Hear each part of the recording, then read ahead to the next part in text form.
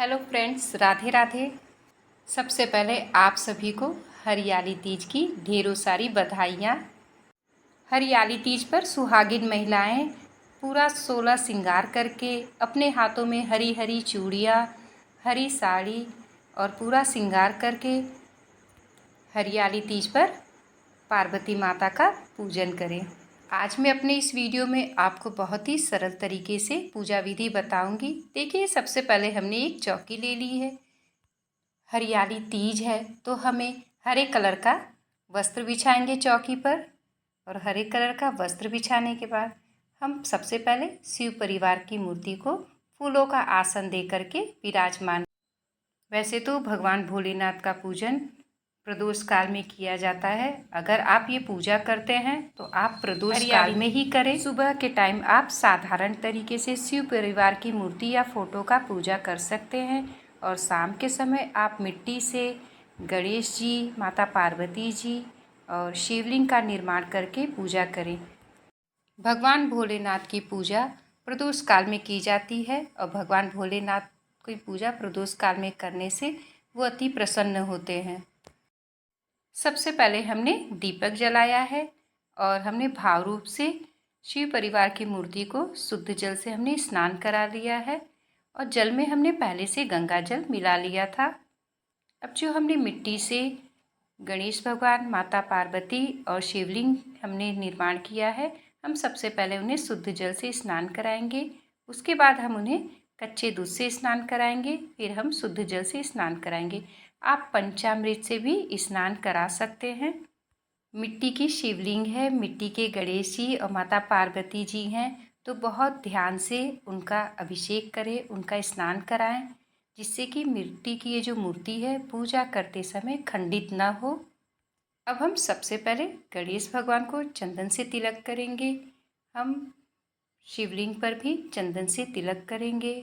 हम गुलाल अर्पित करेंगे, भगवान भोलेनाथ को भस्म अर्पित करेंगे, अबरक अर्पित करेंगे। जो जो भगवान भोलेनाथ को अति प्रिय है वो सारी चीज़ें हम अर्पित करेंगे। हम चंदन से शिव परिवार की मूर्ति पर सबसे पहले हम गणेश जी को तिलक करेंगे और शंकर भगवान को तिलक करेंगे। माता पार्वती को हम रोली से तिलक करेंगे। आप जितनी बार माता पार्वती को रोली से तिलक करेंगे, आप 2 बार, 3 बार, 5 बार, तो आप उतनी बार माता पार्वती से सुहाग भी लेंगे। हमने माता पार्वती को तिलक कर दिया है रोली से। अब हम वस्त्र रूप में कलावा अर्पित करेंगे। भगवान गणेश को हम कलावा और जनेऊ अर्पित करेंगे और शिवलिंग पर भी हम कलावा और जनेऊ अर्पित करेंगे। भगवान को इत्र सेवा जरूर दें। देखिए, हमने कलावा में इत्र लगा दिया है और सबसे पहले हमने गणेश भगवान को कलावा अर्पित किया, उसके बाद माता पार्वती जी को हमने अर्पित किया, उसके बाद हमने भगवान भोलेनाथ को अर्पित किया। अब हम जनेऊ अर्पित करेंगे। गणेश भगवान को जनेऊ जरूर अर्पित करें। गणेश भगवान को सबसे पहले जनेऊ अर्पित करेंगे और उसके बाद हम शिवलिंग पर जनेऊ अर्पित करेंगे। हरितालिका तीज के दिन माता पार्वती जी को हरे कलर की चुनरी जरूर ओढ़ाएं। हमने वस्त्र रूप में कलावा अर्पित कर दिया है। अब हम बेलपत्र अर्पित करेंगे। बेलपत्र आप जितने भी आपको बेलपत्र मिल जाए, सावन के महीने में भगवान भोलेनाथ को जितने भी बेलपत्र आप अर्पित करेंगे उतना ही अच्छा है। हमने बेलपत्र की पीछे से डंडी तोड़ के चंदन से तिलक कर दिया है और हम भगवान को अर्पित करेंगे। हरियाली तीज का व्रत तो मैं नहीं करती हूँ, लेकिन इसी तरीके से मिट्टी से गणेश भगवान, माता गौरी और शिवलिंग का निर्माण करके भगवान भोलेनाथ का पूजन करती हूँ।